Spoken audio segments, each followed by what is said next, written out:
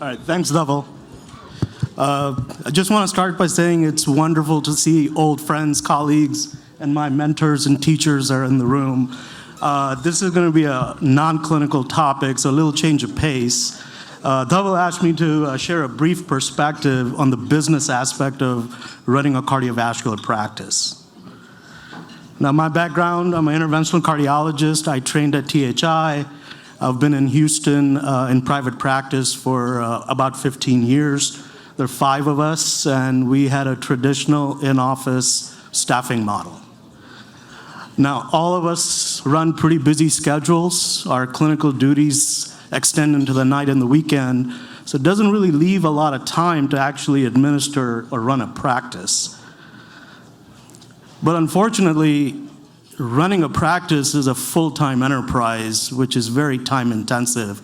And for at least small and medium-sized practices, cardiologists or physician owners end up taking a lot of that burden on. So it's critically important to design operational systems in a way that lets us do what we do best, which is practice medicine and not get wrapped up. Now, every practice has different challenges. The biggest challenge we had in our practice was staff.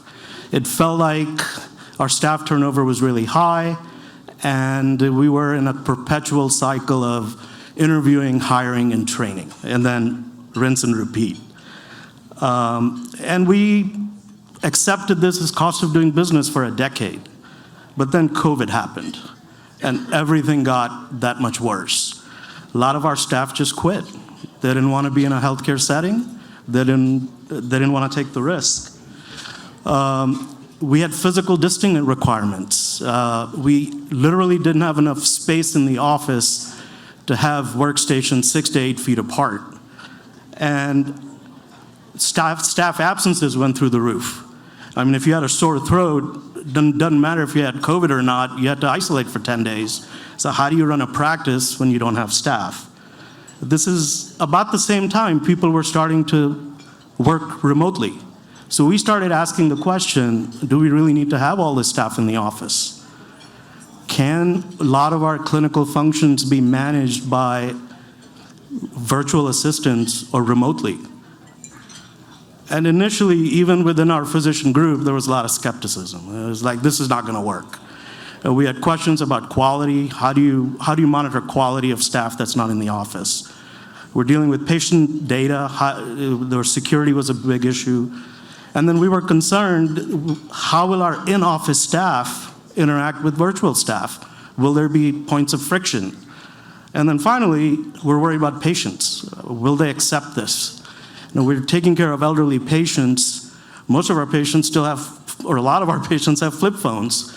Will they interact well with the staff, or will they have problems with it? So what we did is we decided to test it in a very limited fashion. We started with phone coverage. Our phones were going off the hook all the time. So we said, why don't we start with the virtual assistants handling inbound and outbound calls? And what we saw was actually our in-office staff loved it.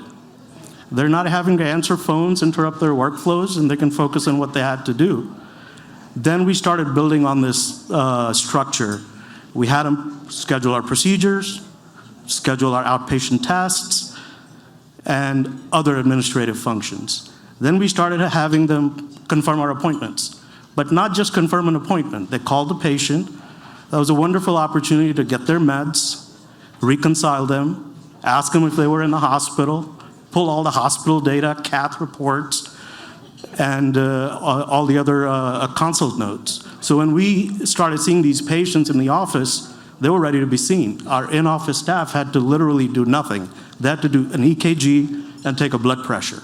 So patients really started liking this because their wait times went from 30, 40 minutes to 5 minutes. And then we had them do other support stuff. And then now if you come to our office, we have a virtual check-in and virtual checkout. So you come in, there's an iPad, both at check-in and checkout. We don't need staff. So we were able to reduce our staffing from 25 people to 10 people. So what were our results? Well, Our biggest concern was, will our in-office staff like this? Well, they loved it. We haven't had any turnover the last 3 years. We haven't lost a single person. We were able to lower our staffing costs by 70%. Patients loved it because they didn't come to the office and waited 45 minutes to be seen by a physician. And it just significantly reduced the administrative headaches that we were dealing with. Then this is what happened. This was unplanned, but our colleagues started asking us about this. They're like, well, can we get these virtual assistants? So what we did is we supported some pilots. We hired some virtual assistants for them and placed them. And they liked the process. They had good success with them. Then we started formalizing the process. We started training these people in healthcare-only workflows, HIPAA training, and slowly and surely we were actually able to build a company out of it, and we have placed close to 400 virtual assistants all over the country. So I'd like to finish by saying operational challenges are a permanent part of modern practice. Unfortunately, this is also what we struggle with as physicians. So a lot of times there is a temptation to sell the practice or hire a management service organization, but in our experience, that invariably comes with high costs and it reduces patient autonomy. And in my opinion, probably affects patient care negatively.